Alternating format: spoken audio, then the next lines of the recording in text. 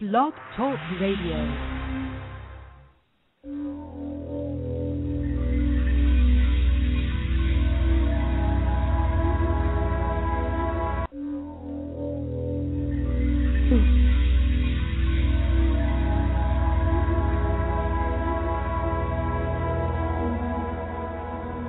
Welcome to AquarianRadio.com. AquarianRadio.com. Aloha. This is Enki. You know me as Aquarius, and this is our age, the Sata Yuga. Time to celebrate with us. We have programs on all chakra tantra, love styles and relationship choices, counseling strategies and techniques that you can use at home. We have extraterrestrial radio where we deal with alienology, paranormal people, and we have an experiencers network. We have a section called Ancient Aliens, and the programs therein are Enki Speaks, Nimma, the Mother of Humanity, has her program, and we revise ancient anthropology. And most important of all, we have peace paradigms, because this is the age of peace. Harmony and understanding, sympathy and trust abounding. No more falsehoods or derisions. Golden living dreams of visions, mystic crystal revelations, and the mind's true liberation.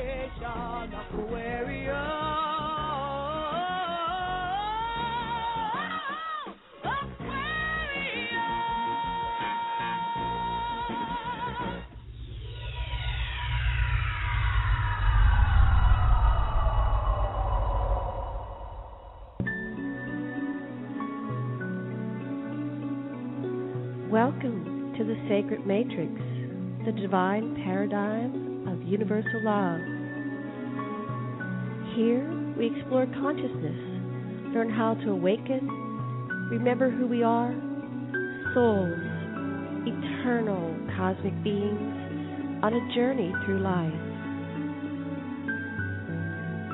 At the Sacred Matrix, we interview world-class speakers, authors, teachers, researchers, investigators in the consciousness field. We explore existence, spirituality, and endless magical mysteries that encompass the continuum. Together, we awaken to our full potential, become the loving society we long to be, and know we already are deep inside. Now conscious, awake, and aware, we evolve, learn, grow, become love incarnate in form, and positively affect all of creation, transform all to divine love. Join us. Follow the Sacred Matrix on AquarianRadio.com. Learn more, contribute to our evolution at SacredMatrix.com. And here are your hosts, Dr. Sasha and Janet Lesson.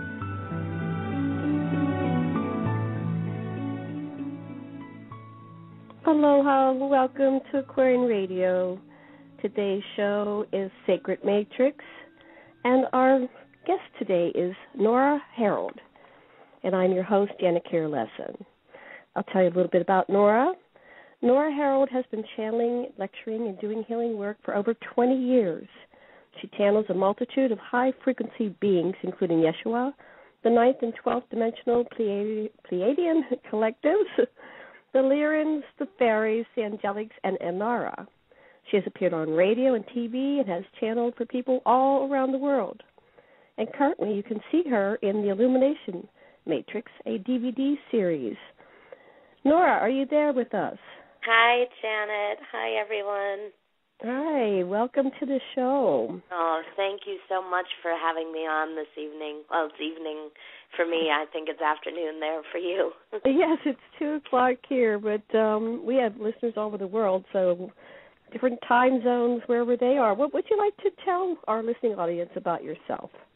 Well, I'm happy to be with you all. I always enjoy the opportunity to connect connect up in any way that I can. It's one of the reasons why I really enjoy channeling, because I see that as just a means of furthering connection, experiencing more love and more joy here in this reality. So I'm just happy to be here with you all, happy to share about my experiences as a channel and my experiences with extraterrestrial energies and angelic energies and the fairies, and also about some events I have coming up, and I'm sure we'll hear from the Pleiadians or Yeshua or Kalyandra or somebody tonight as well. Oh, that's wonderful. So you actually do channeling on the radio, and when you present, they come through, the entities? Oh, yes, absolutely. So if that's appropriate, we can hear from I'm sure the Pleiadians. I can already feel them all linking up. So well, I resonate with the Pleiadians, and I can't pronounce their name, but I do. Well, that's a mouthful, and the spelling of it is so awkward too. Pleiadian. I know. If you look at how it's spelled. And I just stumble over it. My tongue can't quite get around it.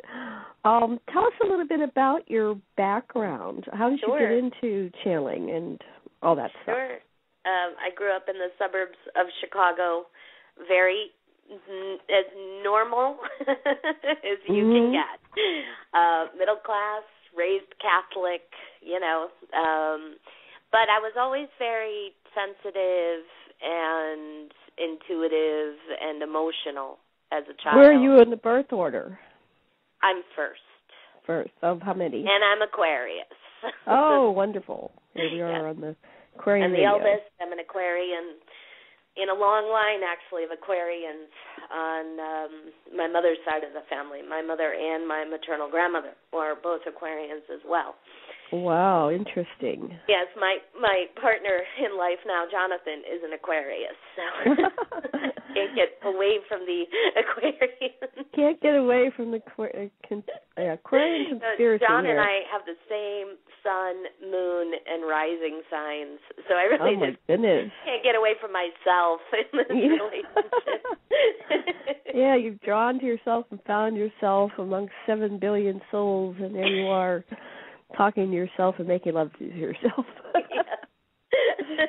Oh, that's cute. So yes, I was always, very intuitive, but didn't really have language for it. I didn't really understand, other than I thought maybe I was a little bit psychic or just intuitive. And I studied theater, and that was a wonderful beginning for me in this work, because I was encouraged to express myself and encouraged to play in the emotional realm, which is such a huge, important part of connection and the work I do in channeling. It's a very emotional process for me. Mm-hmm. But when I was in my early 20s, I got my first deck of tarot cards, and that was my first tool. That was, I was drawn to tarot and then crystals, both around the same time, and I spent a long time playing with the tarot and using it. It came very naturally to me, and did readings for people, and that was very enjoyable for me. But it was... Which deck did you tend to use? I love the Enchanted Tarot by Monty Farber and Amy Zerner. That's the deck that I was drawn to initially, and it's even now. When I play with just for myself, occasionally I'll go to that deck and pull a card and check in. Are you familiar with that deck, the Enchanted Tarot? I don't think I have that one. I have several, but I've seen just about all of them, because I've been. I'm in a New Age community here in Maui, so I've seen just about all of them. I'll have to look that up. I bet. Yeah, I'm sure that you must have it there, because it's been around for a long time. It's a very kind of whimsical, very colorful deck. Mm-hmm. And what I loved about their work is they come at it from a very positive approach, very healing, guidance-oriented approach. And that's the way I began working with the tarot, because that's what I was drawn to. So I view it really as a tool for guidance. I know that, you can use it for divining the future, but I tend to think that's somewhat of a waste of time, especially at this point, considering we're jumping timelines so rapidly. It's almost impossible to discern a future event any longer. Well, tell me how you got from tarot to channeling, and maybe you can also explain to our listening audience what is channeling. I will, yes. I'll explain it as I tell the story, because I had no idea what channeling was until I first heard about it and had the experience. I was hanging out with a friend one night. Her name is Amy, and we were reading each other's tarot cards, and we were in our late 20s, and I was going through a very hard time emotionally. I was feeling very alone and very disconnected and depressed. And she started telling me about this friend of hers, Wendy Kennedy, who she was working with, who had just started to channel her spirit guide. And when Amy said that to me, that Wendy was channeling her spirit guide, it was like a light switch flipped on inside of me. I knew that's what I was supposed to be doing. I knew that that's what I'd been looking for, and I had been searching for a number of years. I knew I was supposed to be on a particular path. I thought it was theater, but on some level I knew that wasn't quite right. So, I said to Amy, okay, well, what is that exactly, channeling? Does that mean that she talks to dead people? And Amy said, well, you could if you wanted to, but she has accessed her spirit guides, and she lets them speak through her. And at that time, Wendy Kennedy, and a lot of your listeners may know who Wendy Kennedy is. She and I now present together. So this was back in 1996. I guess that was, 17 years ago? Something like that. Yeah. Back in Chicago. She said Wendy lets them speak through her. She was doing a lot of automatic writing at the time and a bit of verbal channeling. So to channel really means to put energy into recognizable form. What I do is my consciousness, Nora, and maybe steps to the back of my body just a bit, and I allow these beings that I link up with by altering my vibration and my frequency through a meditative technique. I allow them to use my vocal cords, to use my body to speak through me. That doesn't mean I leave my body. I don't go into trance. I am very conscious while this process is happening, and I go in and out of it very rapidly. It's very easy for me to... Wow. Well, I was reading up on it. It wasn't. Yeah, I was reading up on it, and some people actually have to exit completely. I actually started channeling in recent years, although I've had contact with extraterrestrials and ghosts and interdimensionals all my life. And I kind of put my consciousness up on like a shelf, and I'm in observation mode, and I can remember everything that's being said. Yes. So that's another form. All right, so continue. This is fascinating. So Amy and I, we're hanging out, and she tells me about Wendy, who's channeling her spirit guide, and I say, I want to do that. Let's do it. There was nobody there to tell me that I couldn't. There was nobody there to say it's too hard and you have to be special.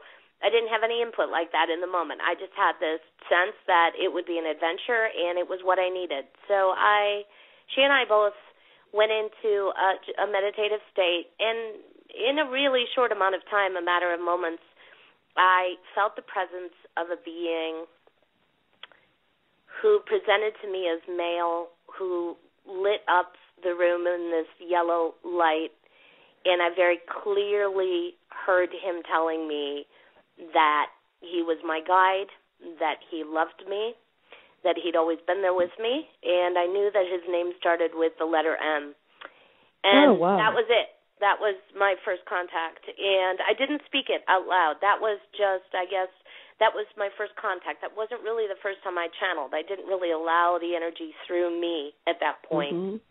But the love that I felt in that moment, the unconditional love that came to me from that being was unlike anything I had ever experienced before in this lifetime as Nora. And I had been in relationships. I'd been on the planet for 29 years at that point. I knew love. I knew what it was to feel love and to feel loved. but I did not know that love yet as Nora. And that was really life-altering for me. Wow. So this is your personal guide? Yes, Mirando is his name. How do you spell that? Mirando. He was my first guide, I would say. I've, over the years, channeled hundreds or even thousands of beings and working with clients, and Mirando is now not a being that I necessarily work with in the way that I used to. I see that as we all evolve and grow our consciousness and remember our true identity, we will often access other beings as we move along the path, like graduating in school. You move on to the teacher. Well, like the Shar only works with one being. There's many channelers that work with one being. Yes. Like Annie Kirkwood worked with Mary, and Neil Donald Walsh talks to God. Yes. But don't we all talk to God? We all talk to God. But like Edgar Casey had, I don't think he had one guide, or he had a bunch of people. And Jane Roberts, of course. Yes. Esther Hicks talks to Abraham. Yes. So that's a different style. Yes, so you're talking to many guides. Yes, it is a little bit of a different style, I think, from what has been presented before, and I feel like that's one of my pieces of work in this lifetime. As we're evolving, as we're shifting, as we're recognizing ourselves to be universal beings of light and love, that means that we, each of us, have much more access than... Have you ever accessed anyone famous, well-known, a historical figure or... I've never really... I'm trying to think about that. I wouldn't say I've accessed a couple of people who are known for clients in private sessions. But I haven't sought that experience out. Like, I haven't tried to access John Lennon, although this is crazy. I mean, this is crazy, but this is my life. I'm watching TV one night, and it was a couple of years after John Ritter had passed, and I was watching a show his son Jason Ritter was on, and I could feel in that moment John Ritter linking up with me and moving through my body so he could have the experience of watching his son's performance on TV, and the only way he could really access it and see it in a physical way was to use my body to be able to do that. So I did. Oh, that's fascinating. And that kind of resonates with what happened to me. Well, I've always been contacted by ghosts and started channeling, but the first one that came through to me was David Carradine. And I went, why in the world? And he was right after his death, and I went, what in the world? So anyway, he had some things to process. And then a little bit after that, I don't have the time frame, I was really shocked when Michael Jackson started coming through, and it hit me like he really wanted to talk. So it appears that if, like you said, you were focused on John Ritter, they can notice you noticing them. Yes, and they notice the availability as well. For those who have transcended the limitations that we impose on ourselves here. So I feel like that's one of the things I've done in this lifetime. I've begun to transcend the limitations of the third-dimensional mind, and I've begun to access experiences through the heart center that have opened up maybe what you might call the fifth-dimensional mind, which allows more telepathic communication and instantaneous healing and things like that, accessing of past life memories. I feel like those beings who exist in alternate frequencies are able to recognize that. So they'll sometimes just look for an opening. Yeah, and what we found, because when Michael came through, we actually had to process a lot of emotions. It was within 24 hours of his death, and I ended up, we let him use my body and my voice without taking me over. So there was a lot of crying going on. Intense weeping at first until he got more centered. But what he and Farrah came at the same time. Remember, Farrah died right at the same time. And they said, we need people to learn how to work with the dead because there's a lot of people stuck in between.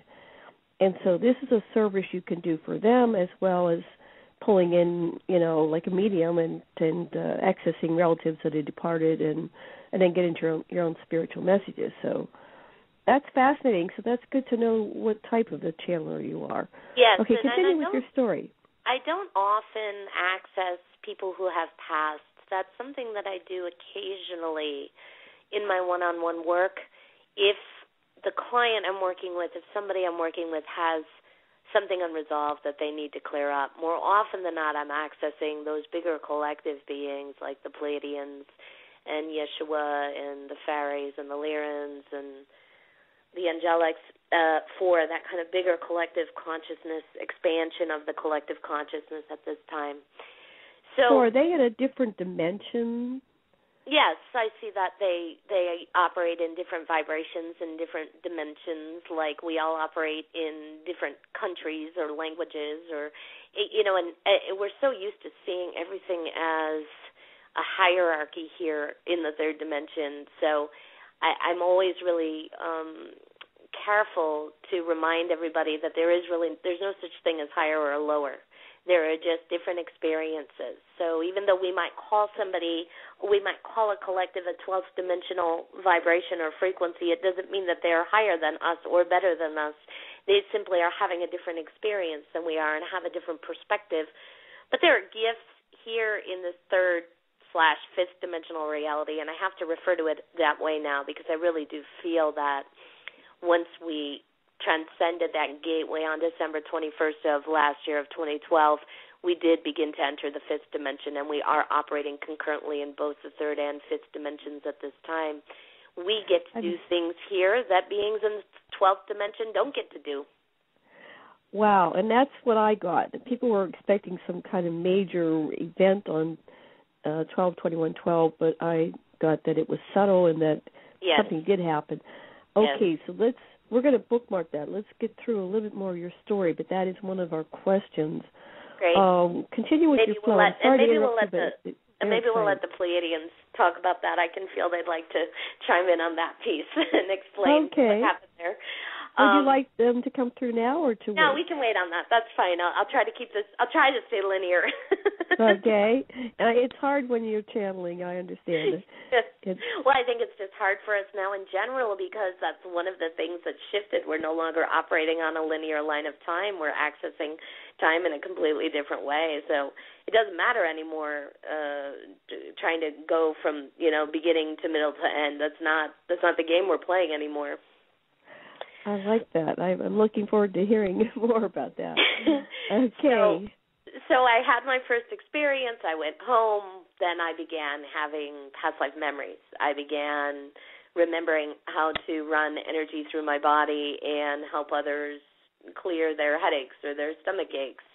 I was channeling kind of all the time. That night I feel I kind of blew my circuits wide open. I was really ready for it. And Amy and then Wendy Kennedy and myself began to get together regularly, meaning multiple times a week. And this was our version of play. We were hanging out, channeling for each other in the all hours of the night and early morning and inviting people in to my little basement apartment in Chicago and in their apartments to channel for them. We would pretty much grab anybody we could and channel for them.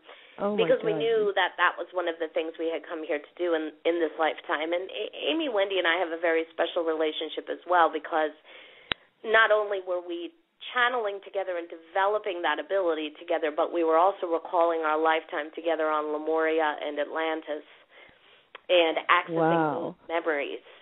So it was a reunion that was amazing and magnificent. And then over time, as we began to access some of the darker memories and traumas from that lifetime, the three of us kind of drifted off a bit and each dealt with our own things until that point when we could reconnect again, having cleared that trauma. It was very overwhelming, Janet, to be 30 years old and hanging out with my wonderful friends and then also remembering being related to them and being on opposite sides of the story at one point. And you were? Oh, yes.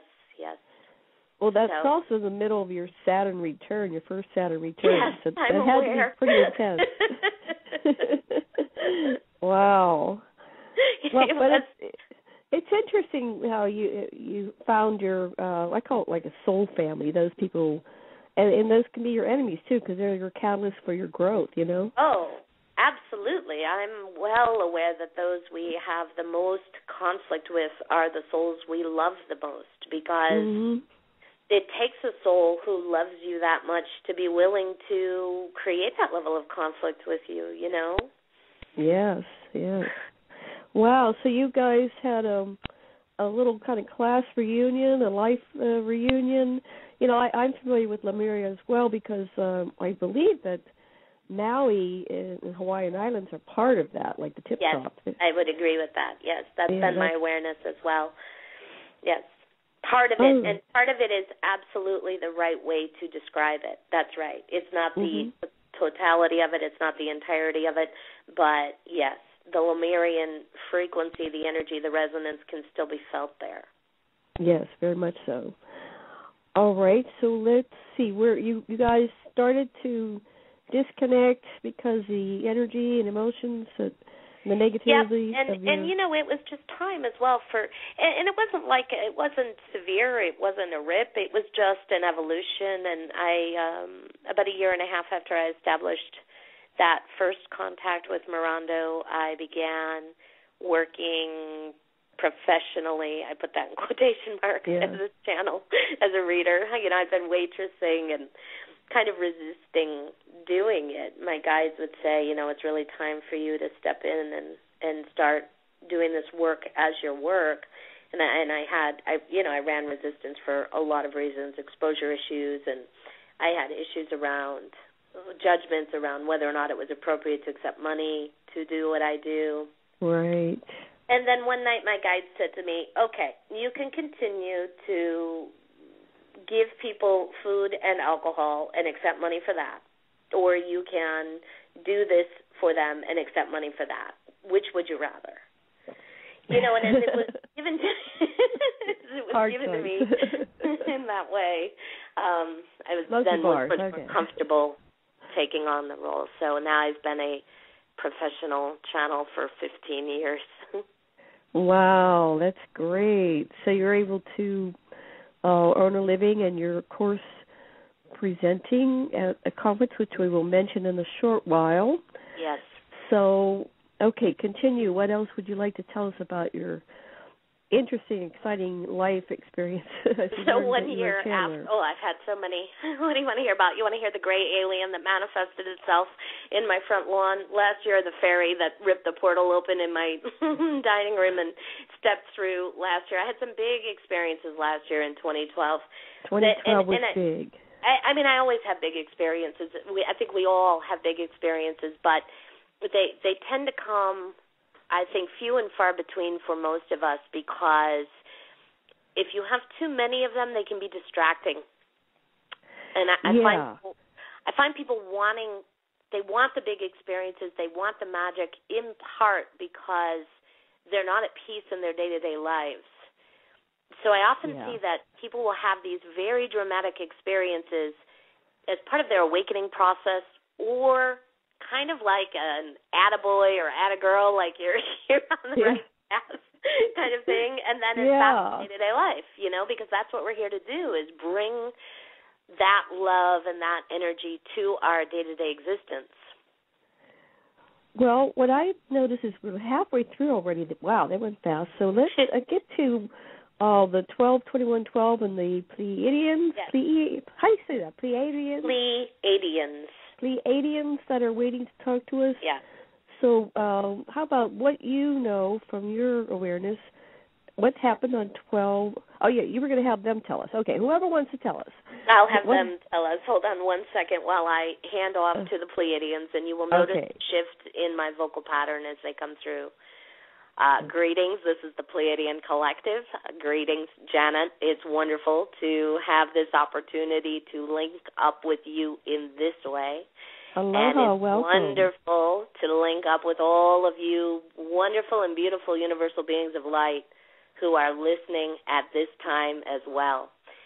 We send you love, and we want to acknowledge your growth, your development, and the acceleration of your shift in consciousness on the planet at this time. And we will talk now about what happened on December 21st of 2012 from our perspective. And to be able to talk about that, we've got to step back just a bit and give a little bit of a bigger picture. So from our perspective on the winter solstice, or at least for those of you who exist on the northern hemisphere of your planet, on the winter solstice of 2007, you received a transmission of love and energy from your sun, from Alcyon in the Pleiades, which is one of our suns, and from other celestial bodies as well across the universe that fast-forwarded your shifting consciousness on the planet. And as some of you will look back, you can see how dramatic things began to change and shift in your socioeconomic reality after the winter solstice of 2007, coming into the beginning of the year 2008 for all of you. And what began at that point was a quickening of the integration process for each of you and for Earth itself. So when we say integration, what we mean by that is each of you have been in the process of remembering your fifth dimensional identity. So if you look at yourselves right now, all of you are really running, for the most part, two operating systems. There's your internal heart-centered operating system, which is the fifth dimensional version of you. And then there is the exterior, or the candy coating, or the shell, which is the third dimensional version of you, the ego mind, the physical earthly identity. And many of you recognize that over the past 5 years, you have dramatically altered your personalities, your understandings of reality, your sense of who you are and what it is you're here to do. So humanity has been having this experience, and Earth has been having this experience at the same time. So Earth itself has been remembering its identity as a fifth-dimensional being. And truthfully, none of you are fifth-dimensional beings. None of you are third-dimensional beings. You are source energy. You are love. You are light. We like to remind you that you are universal beings of light, as we are, as all is in this universe.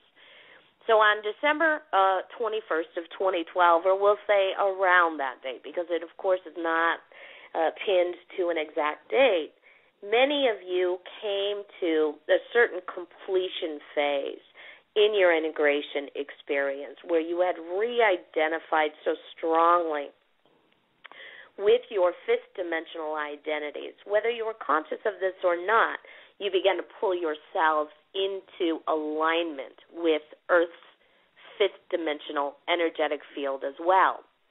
So what we saw happening for a lot of you at the beginning of this year, the beginning of 2013, was many of you went into a state of disorientation.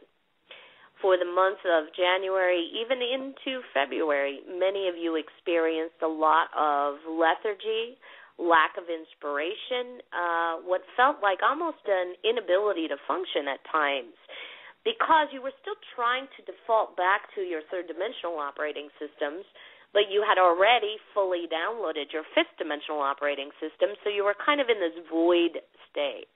Around the beginning of February, we began to witness and observe a lot of you feel more comfortable suddenly with your fifth-dimensional operating systems and with the fifth-dimensional environment that you are currently aligning with. We'll step back and see if you want to ask any question right now, Janet. We realize we've been going on a bit here. Okay. Wow. Well, I resonate with a lot you're saying. One of the questions that Nora wanted us to ask, could you discuss the integration and re-ascension process? All right, yes. So that is what we're talking about as we talk about this clearing out of the third dimensional identity and allowing each of you to access your fifth dimensional identity. So how do you do that? So yes, each of you has what you refer to often as your higher self. Mm-hmm. So that's a term you all have heard. And for most of this incarnation, we see that most of you have placed your higher selves literally physically above your bodies.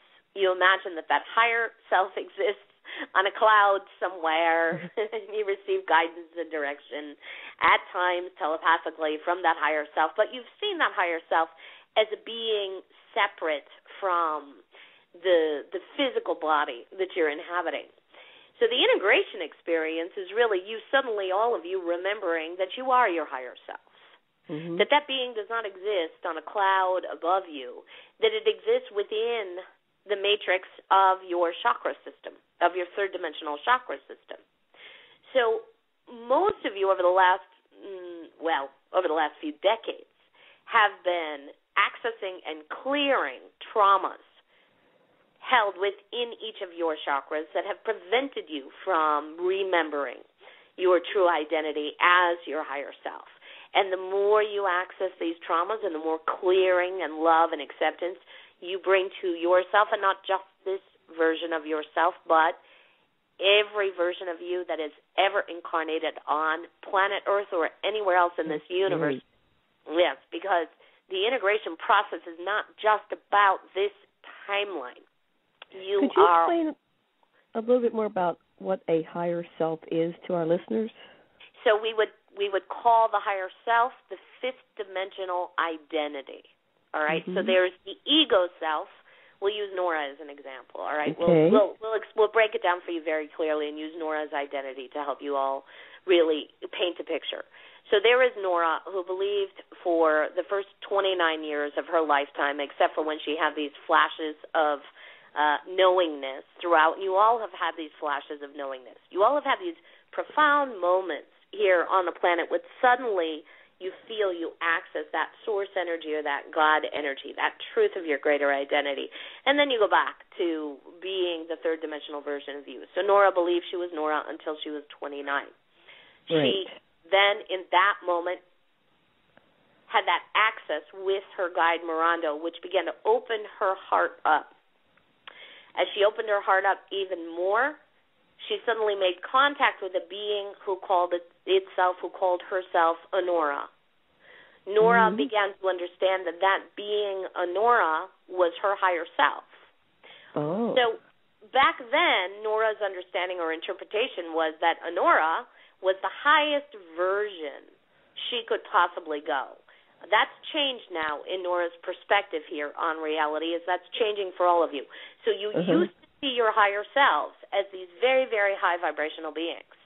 Now, as you're beginning the integration process, as you're furthering the integration process, you're suddenly realizing, the higher self is a being that you're connected to that holds a fifth dimensional vibration and frequency that you are in the process, all of you, of integrating. So Nora began to shift her identity, began to detach from the story that was Nora's and take on more the identity of Nora. Now, all of you out there can do this, and you are doing this. And we recommend, if you haven't already, that you discover the name of your higher self or your fifth dimensional identity. So we can hear you saying, how do you do that? Yes, how do you do that? The wonderful thing about your name is you're always going to recognize it. So here you just asked. Yeah, I found mine. Mine was Kira. Yes. And how did that come to you, Janet? I had a hypnosis session, and I went into a past life, and they said, go into your first past life, and I went before I came into third dimensional physicality. So, and then, but Kira is like even beyond fifth dimension. She goes all the way up to source. Yes. And that's how I symbol it. But of course, in order to wake up and make breakfast and talk on the phone, I have to be Janet. That's correct. That's right. Yeah. So I'm all of them simultaneously. I'm a multidimensional being.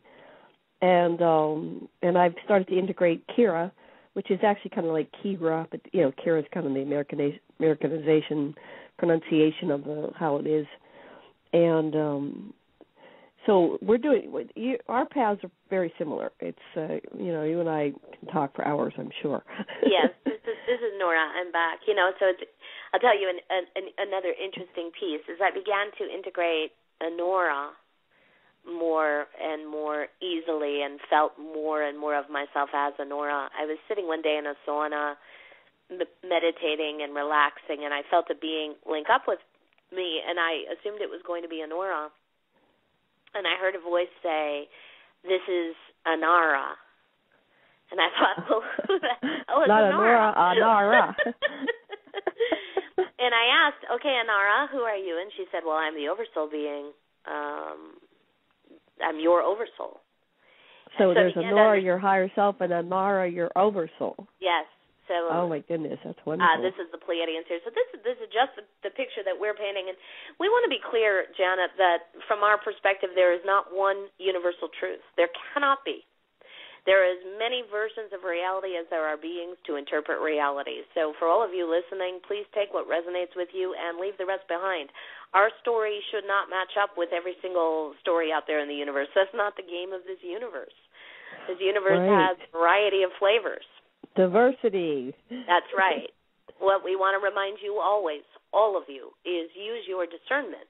Pay attention to your bodies as you receive information. Does your body read the information as truthful or as false? And use your bodies as a way to understand what is for your highest good in the moment and what is not.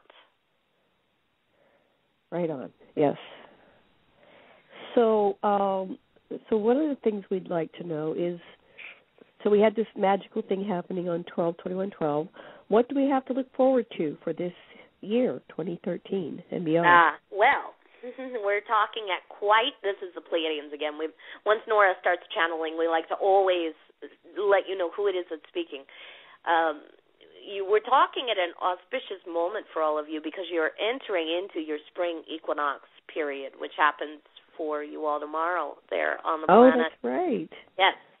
So from our perspective, what happens on the solstices is you receive these huge transmissions of energy and information. So that was the solstice there on December 21st. And you spend then that period of time between the solstice and the equinox integrating, processing, clearing out, and understanding the transmission. Once you pass the equinox moment, you start to actualize. You start to use what it is you spent the last 3 months integrating. So we see a couple of significant things happening in this last transmission. Along with propelling yourselves into a fifth dimensional experience, you have also now, many of you, cleared the limitations that you imposed on yourselves in this lifetime to keep you in a third dimensional reality. Take a breath, everyone, because this is a big piece of information. So what we're saying to you is you had limitations, all of you, and they were yours. You created them. You knew you would need them to keep you in the game. And that's what the third dimensional mind did. It acted as a filtering agent, which would throw out any information that would tell you you were anywhere but the third dimension. Because if you had an all-access pass to the universe, none of you could stay physically present on planet Earth. You would be up and away doing other things, and that wasn't the point of coming to the third dimension. The point is taking on the third dimensional experience. So on December 21st of 2012, those limitations expired. One of the big limitations that went along with it was linear time.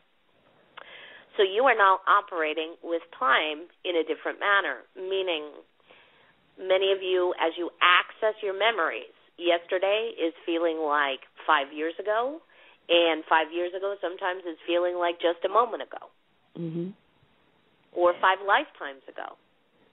Well, and we want you to just be an observer right now with the way you're processing time. Yes, go ahead and ask that question, Janet. Well, I was wondering, as we move into this new reality, will we move past war, hunger, and disease? Ultimately, absolutely, yes. Those will be conditions that you will transcend for the most part. Now, you're not moving completely out of duality. This is a universe right now of duality.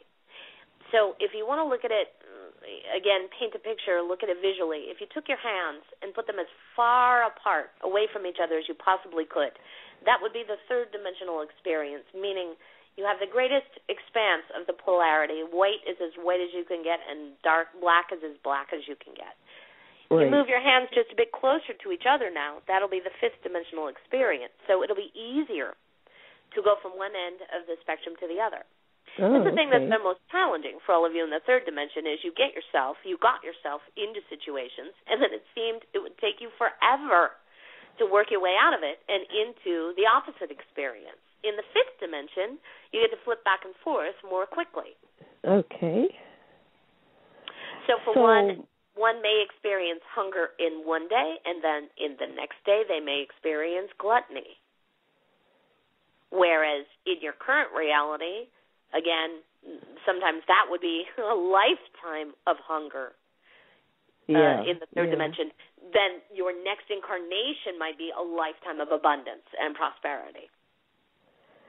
So people are feeling this. I just got a call about an hour before the show, and a fellow was just so, upset about what's going on, but, also very good things happening. So the polarity was like in his face, and he was shifting even this conversation from the absolute disgust. He was disgusted with the hypocrisy and, how people are struggling and suffering and, starving, and how we're still in this incredible paradigm where people are saying, well, war is a natural thing, but, I'm going, bullshit. That's not natural for me. Well, we would say that war is not necessarily a natural thing, but war is certainly not exclusive to planet Earth, not from our perspective.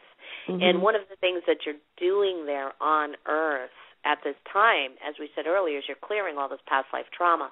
And when we say past life trauma, we don't just mean lifetimes relating to the earthly experience. So you are in the process right now of clearing up a period of time that we're referring to as the Orion Wars. The Orion Wars, yes.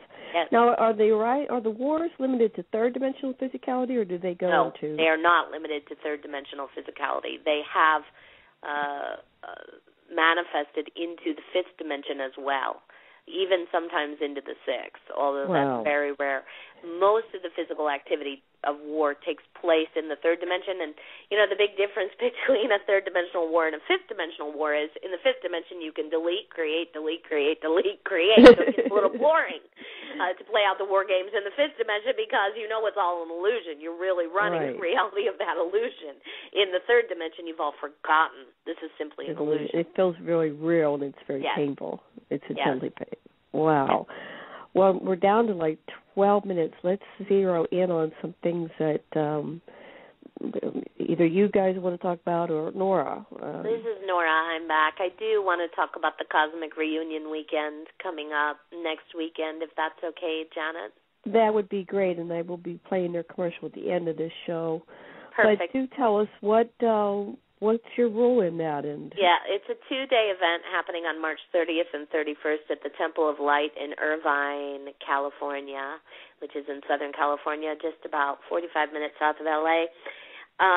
It's jam-packed full of amazing speakers, presenters, and lecturers. I'll be speaking and channeling on Sunday in the late afternoon for about 90 minutes. I think each presenter is speaking for 90 minutes. And one of the great things about this event is none of the speakers are speaking concurrently. So if you choose to come, you will have an opportunity to hear, experience, and see everyone who is presenting.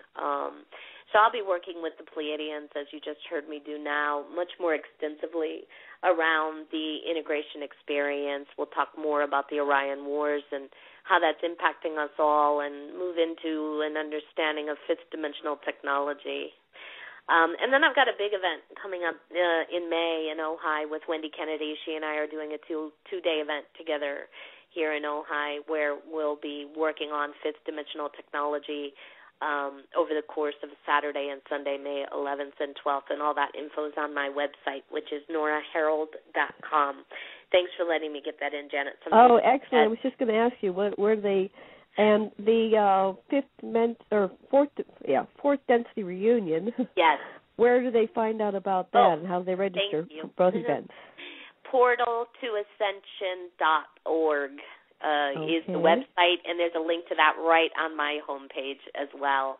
Tickets are still available. You can register online, and then tickets will be available at the door for anyone who can't attend Cosmic Reunion in person. It will be live streamed as well the entire weekend.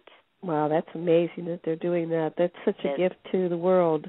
It is. I'm really excited about it. I'm really looking forward to being there with everyone who attends, and being there with all the other wonderful speakers, Anelia Benz and Laura Eisenhower and Dr. Dream and Barbara Lamb, and there's so many others. It's just going to be really such a fantastic event. Ilya and Neil, the producers, just have the sweetest heart. Oh, they're wonderful. I know, wonderful intention. They are working so hard at promoting this information and working so hard and supporting all of us who are out there. Yes, I feel very blessed to have connected with them both. Wonderful. Well, I've got a couple more minutes. I wanted to ask you. You work with Yeshua. Now, is that Jesus, or is that a separate entity? Yes, we would say that that's Jesus. Oh, hold on. This is Yeshua. Greetings, Janet. We greet you with love, joy. We'll tell you that we refer to ourselves as a we. We are a collective being, as all of us beings who exist in the higher dimensions 9 and above, operate as collective entities and beings. So the story that you all have on your planet about that one man named Jesus, that being was just a sliver, an energetic sliver of a much greater entity known as Yeshua or Jesus, or there are other names for us as well. Again, take what resonates for you, leave behind what does not. But it is our work with all of you to help you all remember you are source energy. When Jesus came to your planet, and our story, our version of events is that there was not just Jesus on the planet at that time carrying this message. There were many who incarnated at that time carrying the message of the one God. Our message to all of you when we said there was one God was that you were God. That message was then altered and corrupted and changed to the image of a singular paternalistic God in the sky kind of deity separate from all of you. That was done by those who came after us. We came to the planet 2,000 or so years ago because the planet itself had been co-opted by so many different extraterrestrial beings posing as gods and goddesses.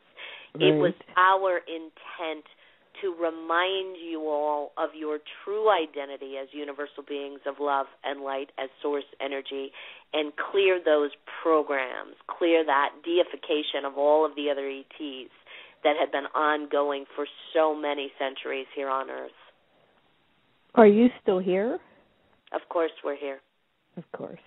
We are here incarnate in many different forms, and any of you who feel drawn to the Yeshua energy in part feel drawn to our energy because you are us. You are part of our collective. And that's something else we want to remind you all of. We often see you saying, I'm Pleiadian, or I'm Sirian, or I'm Arcturian. We would say that you are all many things. You have all been many things. You are not just one. You are not just one extraterrestrial race. You are not just one angelic being. You are many. But it is fun, as you remember who you have been, for a period of time to say, that's who I am. Right. Oh, wow. So we're all extraterrestrials. Yes, you're all everything. From our perspective, you are extraterrestrial in two ways. The genetic material that was used to create humanity on Earth was donated by extraterrestrial celestial beings from all over the universe. So you are extraterrestrial in your genetic makeup. But then every single one of you as a soul, as energy, have had incarnations across the universe as well. So you are extraterrestrial in your memories as well. Thank you for the validation. That's what I was getting as well. So one of the things we see as quite remarkable as a part of your acceleration in your shift is you're beginning to recognize the different forms of extraterrestrial beings based on the genetic makeup of the people you are interacting with. So suddenly you're able to look at somebody, another earthling, and begin to discern that they're holding Pleiadian genetic material or Zeta Reticula genetic material or Sirian genetic material or on and on. And that recognition is happening in the blink of an eye for many of you. Many of you are not yet letting your consciousness catch up to what it is you already know to be true. But if you slow down a bit, this is the Pleiadians here, so we're going to braid in with Yeshua's energy, and this is sometimes how we all work with you. So we'll let you all have this experience of hearing and feeling Yeshua and the Pleiadians at the same time as you breathe. And, you know, for all of you listening, understand this is not just a transmission of information.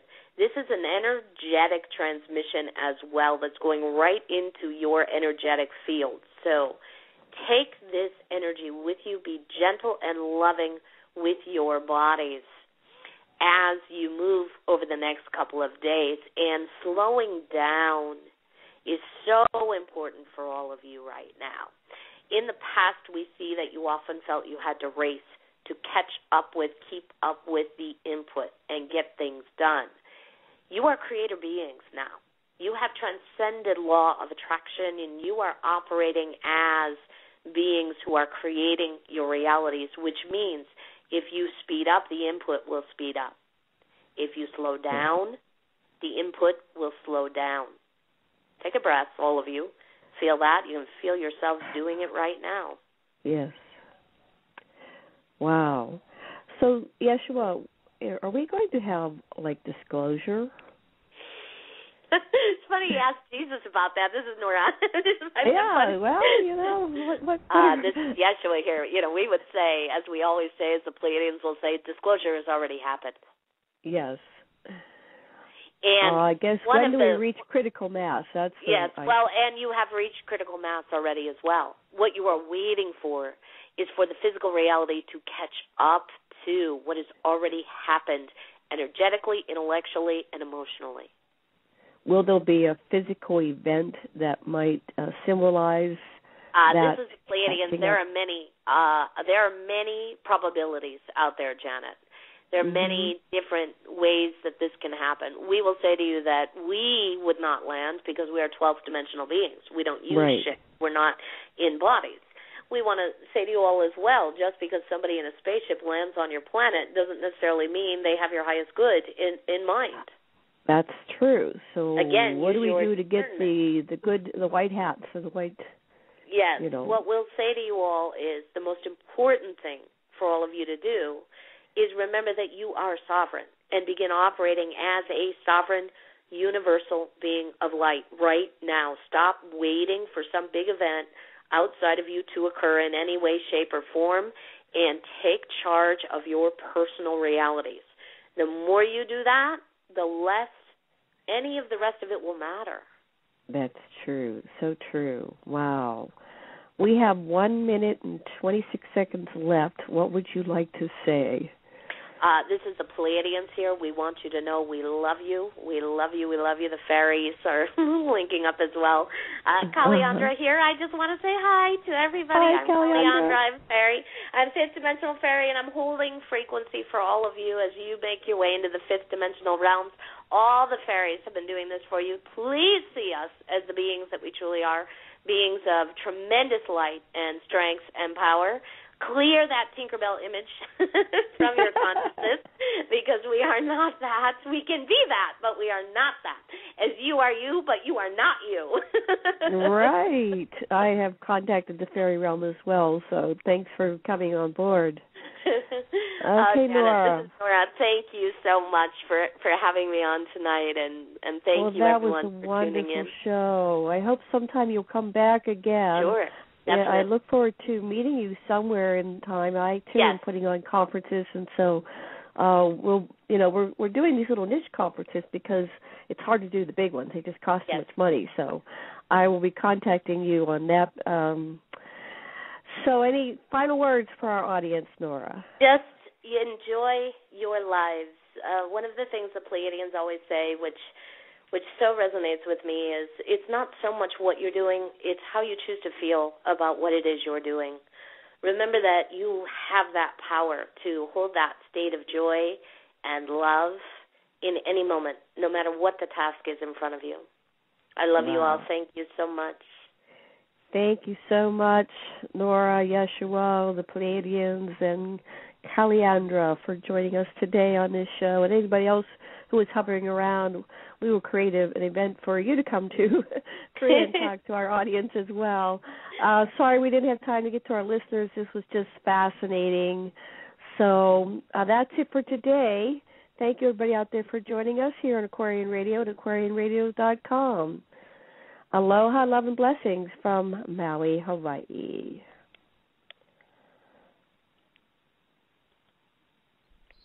Portal to Ascension presents the Cosmic Reunion 4th Density Conference, which has come forth to raise the individual and collective vibration of our planet through the unification of some of the most inspiring figures in the fields of extraterrestrial awareness, unity consciousness, and unconditional love.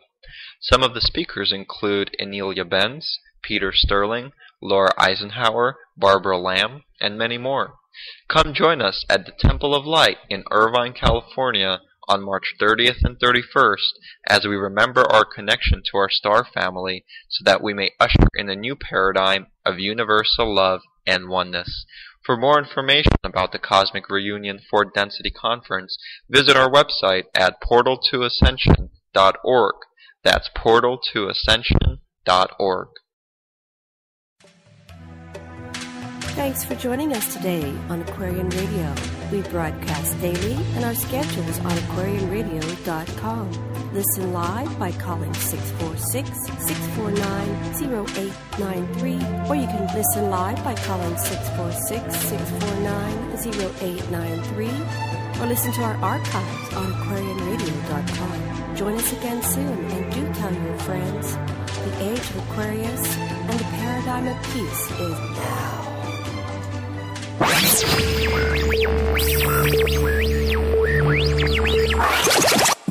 Aloha. This is Enki. You know me as Aquarius. And this is our age, the Satya Yuga. Time to celebrate with us. We have programs on all chakra tantra, love styles and relationship choices, counseling strategies and techniques that you can use at home. We have extraterrestrial radio where we deal with alienology, paranormal people, and we have an experiencers network. We have a section called Ancient Aliens, and the programs therein are Enki Speaks, Nimma, the Mother of Humanity, has her program, and we revise ancient anthropology. And most important of all, we have peace paradigms, because this is the age of peace. Harmony and understanding, sympathy and trust abounding. No more falsehoods or derisions. Golden living dreams of visions, mystic crystal revelations, and the mind's true liberation. And this has been another episode here at aquarianradio.com. aquarianradio.com. Harmony and understanding, sympathy and trust abound.